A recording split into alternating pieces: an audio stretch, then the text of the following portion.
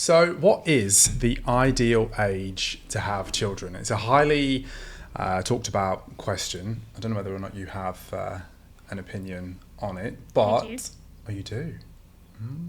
Well, that's what we're going to be discussing and delving a little bit deeper into on this episode of At Home with the Hutchinsons. Welcome back if you have watched us before, and if you're a first-time viewer, my name's Cameron, and I'm here joined by my beautiful wife, Amelia.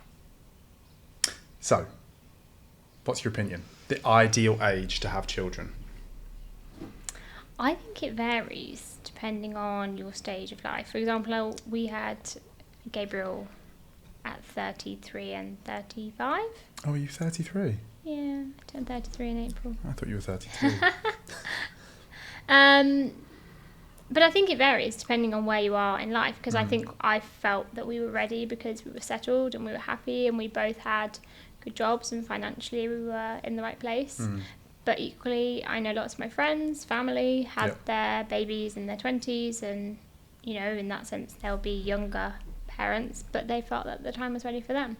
I don't think you can really say one age is the best. I think there are scientific backgrounds for why younger or older parents would be the right thing to do, but yeah, I think it's really personal. So you're saying it's personal, yes, but are you saying that for you at 33, you felt that was the right age for you? I felt like it was the right age, yeah. Because the reason I'm asking this question is I saw an Instagram post that suggested that the ideal age for having children isn't 25, as is usually the ideal, the optimum age, but actually the ideal age is between 32 and 37. Okay. And children born to mums aged 32 to 37 often win in quality of environment. Okay. Now, I believe, now I've said that, there's going to be some of you watching this thinking, what the hell are you talking about? Disagree. But I fall within that age bracket. And I would personally say that because of where we are at in our stage of life, kind of what you said a minute ago, financially, we're stable. Employment-wise, we're stable. We have a nice home. Yeah. We have a supportive family around us. We are more mature. I felt ready rather than succumbing to societal pressure of having a child earlier than when we felt ready. And actually, it's interesting because if we look back on our lives, we've never conformed. Never, no. Never. We got married younger than what most people thought was Average, acceptable. Yeah. We got together even younger. Yeah. We moved away, much to our family's dislike, against the norm. And actually, we've entered this new chapter, both being, I think, ready, or as ready as you can be. Yeah. Well, yeah, as ready as you can be. I think there's a thing about this whole mark of it being 30, and when you hit 30 or when you're coming up to 30, it's generally what is on your mind as female, because obviously there is all the talk and all the research about how, you know, your fertility can decrease after that point. But I think I know I hit 30 and I think I wasn't really ready. So I think there is a point where you do feel like you are ready. Well, you were too busy celebrating your 30th birthday and actually had the longest 30th birthday celebrations perhaps in history. Yeah, probably. I can't remember how many events. We do birthdays big though. As Hutchinsons, we do. We do birthdays big. And I think actually you should celebrate them, young or old. Yeah, absolutely. I think it's an opportunity to celebrate. But I think what's interesting is you didn't get to 30 or didn't approach 30, and at least if you did, we didn't discuss it, and you didn't think, oh God, if you don't have children soon, then it's game over. No. Which I think, based on what you see in the media, it can have a negative impact on somebody, and they think, oh well, I have to have children before this particular age. Let's be careful, because I know there's people will probably be watching this thinking, well, actually, you know, I've got a history in my family of not being able to conceive or whatever. And I know there's obviously health concerns related to having children when you're older, but I wouldn't class us by any way, stretch or form old. Would we? Hopefully not. Are we no. old? I mean, I'm older than you, but I don't think I'm old. But I found the whole article just very, very interesting in so much as this winning environment of having children, having lower cortisol levels, meaning a calmer pregnancy. Yeah. If I'm honest, I definitely saw that from you. You were a dream as a pregnant woman. Not that you're not usually and haven't been after, but you were really pleasant. No, you don't know which way pregnancy. it's going to go. Emotional readiness of actually being ready for motherhood and fatherhood, a calmer home, more grounded parenting, generally having more emotionally secure kids, financial stability we touched on, and strong values and clear direction. And the last one, which is something which I really, really liked, is conscious relationships create children in love. But does that not just come from being in your 30s? There's this whole thing about being 30 and it seeming like a really big deal. But actually, I was kind of the younger one of my friends group by a couple of years, and they all said 30s, you're going to feel great because you're so much more sure of yourself. You're so much more sure of your relationships, your career that you've built, the lifestyles that you've chosen. I think it's a confidence thing in your 30s that you feel ready, but also you've experienced life and you've gone through your 20s and you've been out brunching, twice on a weekend, and you've done all of that. And now at 30, you've had a great career, you've got, hopefully a great partner, and you just feel a bit more kind of secure in what you want to do. But then let's just make sure that we're not pressuring one view or another. Actually, you could be secure in your relationship earlier than 30. Yeah. You could have financial stability earlier than 30. It could take you until 40. Like each person will do it on their own steam. And I think the beauty of us is that we've done it when we felt ready. We've not conformed to societal regulations. We've said we'll do it when we're ready. And that's what's really important, because you could be financially secure and have a great career and have a great partner, and you're still not ready. Equally, you could be changing careers, you could be financially stable, but you could be ready for kids. It's not a one size fits all, and I think you're right, we've never conformed. But I know lots of my friends had their children younger, and they, on the pro side, will be younger parents than we will when their kids become older. Here's a question though: do you think that there's a part of you that feels, I wonder if we'd have done it younger? Like, I wonder if things would be different. I wonder if things would be better, worse, or are you just living in the moment? I think I'm living in the moment, but I also think the child that you have on that particular conception is the only time you have that chance to have that child. And if you told me 10 years ago I could have Gabriel, looking back now, yeah, I'd probably feel different. But also at the same time, was I ready 10 years ago? No, because I'd just finished studying and I'd just gone into my job and things like that. So I wasn't aligned with thinking about the future. Yeah, we were still living in the UK. And I think a big thing for us was deciding if we were going to have our children here, which we're happy, and that's where we want to raise him. But yeah, I think it's a lot of factors coming into play. And were we ready 10 years ago? I don't think so. Well, it's interesting what you say. If you were told 10 years ago that you could have Gabriel and we could have this life, first of all, it would be very difficult to imagine. Yeah. We're living in a villa with a private pool. Yeah. We have home help. We live a nice life. Yeah. Telling me that we could have had Gabriel 10 years ago, it's like, it doesn't mean anything. No. Whereas actually welcoming him into the world and for the first 48 hours him not having a name because we hadn't decided on the name, Gabriel at the right time, right place, like the stars aligned, which sounds quite, I don't know what the word is, holistic? Yeah, it's like looking at it from lots of perspectives, isn't it? And it being the right thing at the right time. At the right time. Yeah. So you don't envy younger parents?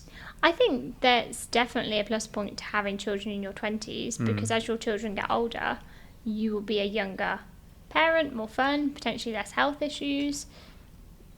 But I don't think that's going to hold us back having waited till our 30s. No. I mean, when we have a teenager, we'll be old. 50s?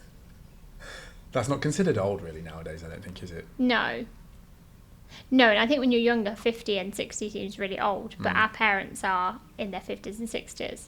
And I'm 15 years away from 50, and I don't feel old yet. No. I like it. Well, listen, we were certainly from our UK friendship group, we were the last Yeah. We are the last. By quite a few years. By quite a few years to have Gabriel. For our Dubai friends, we're somewhere in the middle. Yeah. Which I actually quite like. Yeah, I do. And obviously we had our get-together to welcome Gabriel recently. And seeing people at different stages of their lives, some Older with children, some thinking about, some absolutely not in any way, shape or form thinking about children. Like it was a nice mix to be in. Yeah. I want to ask you about how you value time now versus how you used to value time pre-Gabriel. So I feel like pre-Gabriel I had a lot of time, but I didn't think that I had a lot of time.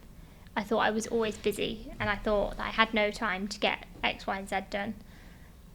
And it's just not the case. I was unemployed by my previous standards because I had so much free time. And obviously you use that time, but in a different way. Now I think of time as like blocks of feeding and getting out and where we're going to go and things like that. But time is just a time warp. I mean, 5 months has gone past since he arrived, and it's just gone so quick, and everybody tells you this, but it's like what people tell you on your wedding day. It's going to go in a flash, and make sure that you take some time out with each other, get some nice photos, have a drink, etc., and kind of evaluate the day throughout the day, because otherwise it will be gone. And I think actually that's something that we've done quite well at with our trusty Polaroid. Yes, which I meant to have on the table with me. Yes. So I was going to take a Polaroid of you whilst we were recording. We love a Polaroid. But Snap, don't we? I think having those Polaroids at we'll tell you, basically, every week or every Wednesday at approximately 7:10, because that's when Gabriel was born, we take a photo of him on our Polaroid. Really? And we got it from day zero. Yeah. Where he looked like an alien. No, he didn't. He was gorgeous. He was gorgeous, but he was a gorgeous alien.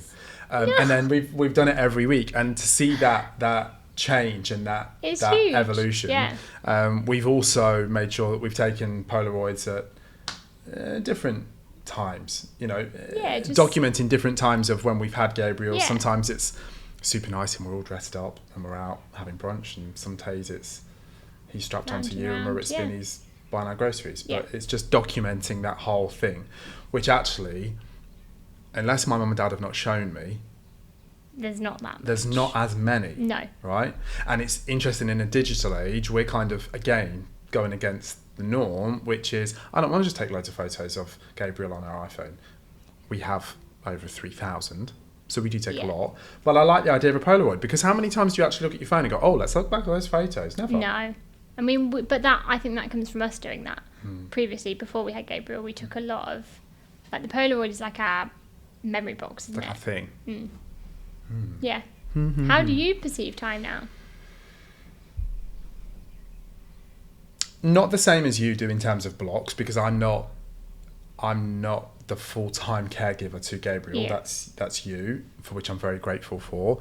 I value time. First of all, it goes much quicker. And if you live in Dubai, I'm sure everybody that would say they feel the same. Yeah. Dubai time goes much quicker than anywhere else in the world. I guess it's a slight segue of not necessarily time, but how I view life is immediately pre Gabriel being born. I had this, I don't know, not concern, but this anxiety of, what's my legacy? How am I going to support you guys? What should I be doing? How should I be doing it? Am I doing well enough at work? Do I earn enough money? Do we have enough savings? Like, it's that whole caregiving thing of like, whoa, literally in a few days' time, there's going to be an extra mouth, and he's going to require food and clothes and care for however many years. I was going to say until 18, but if you're a Hutchinson, it goes way beyond 18. My mum and dad are still heavily involved in our lives. But I think, it was more so that whole feeling of, am I okay? Am I ready? And of course, there's nothing you can do about it. Whether you're ready and you feel like it or not is not our choice. It's happening. And actually, that last night where you're in the hospital, and I was at home, it was like, oh my God, everything's going to change.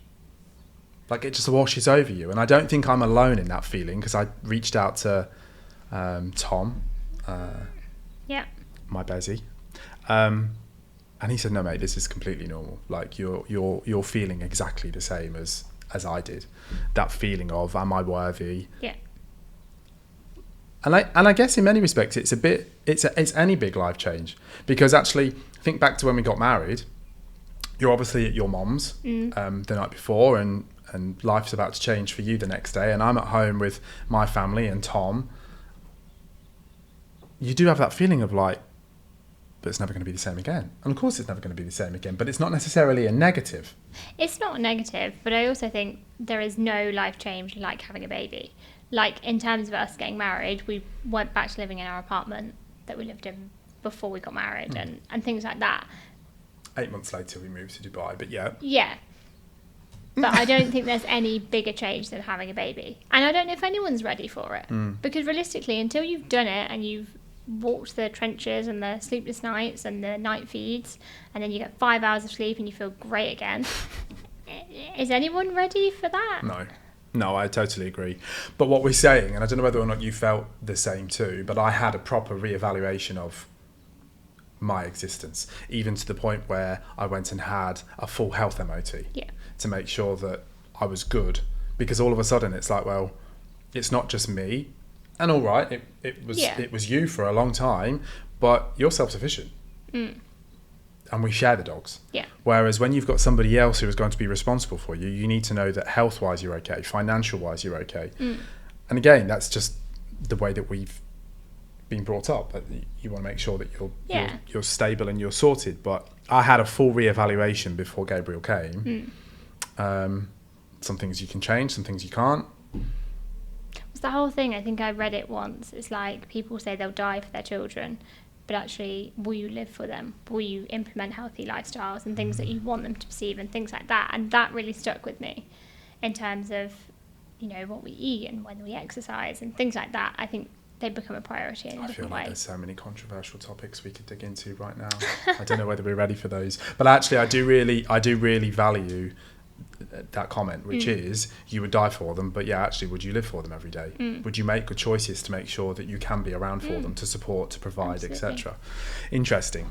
Okay, I'm going to do, I know I said maybe we're not ready for some controversial topics, but did you know around 1 in 10 new fathers experience postpartum depression?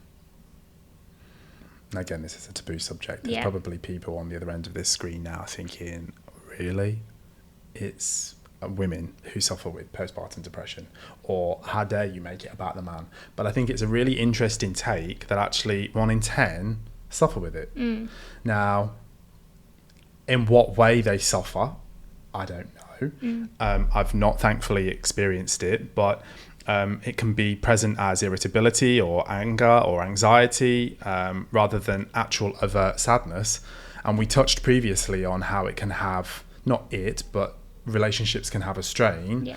Do you feel that by approaching this as a fully invested team, we've helped negate any kind of postpartum depression on both sides? Yeah, I mean, I would definitely say I had the baby blues, which is totally normal, because it's just the constant crying of like, there's no milk, or, you know, just something that's totally minor that would not have caused any sort of upset previously. Definitely did.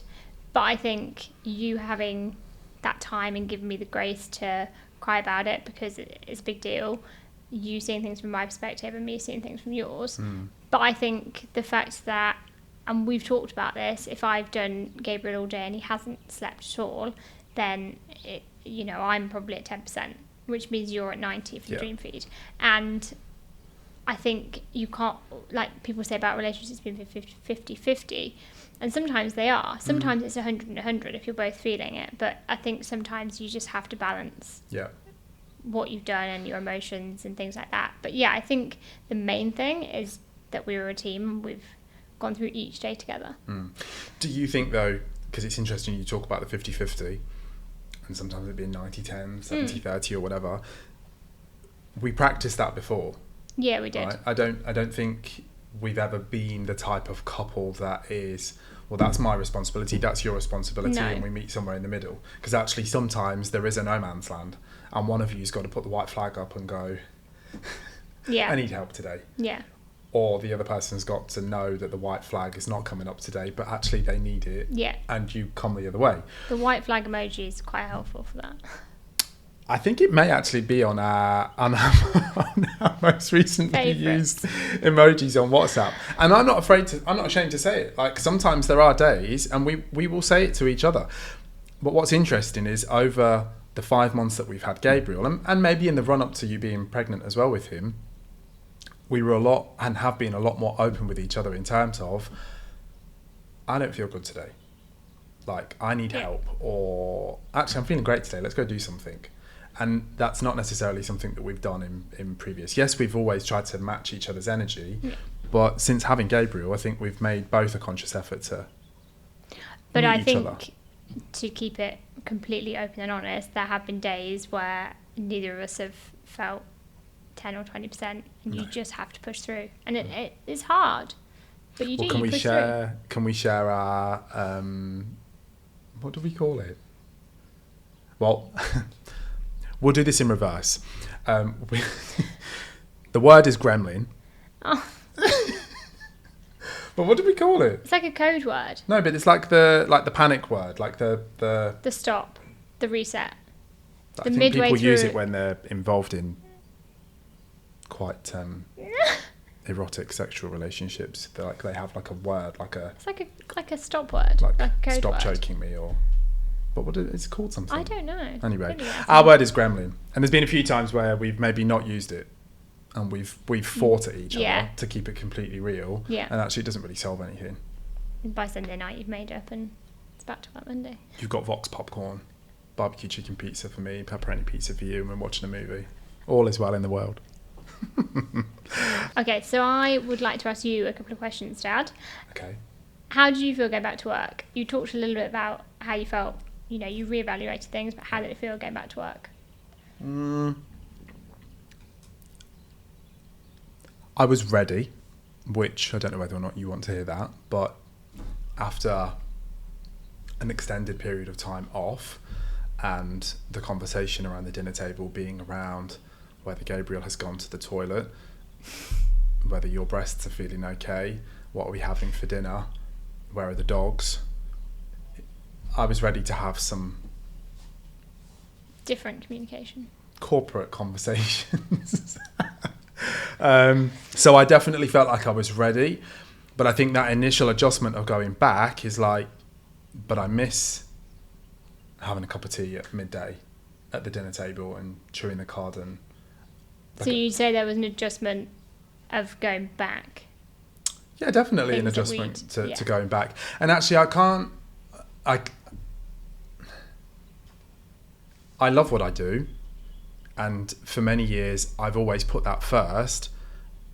But you talk about reevaluation, and actually the most important thing is you, which is Gabriel. Always going to be my number one, and then it's Gabriel, and then it's the dogs in whichever order, and then everything else. So yeah, there was an evaluation for sure.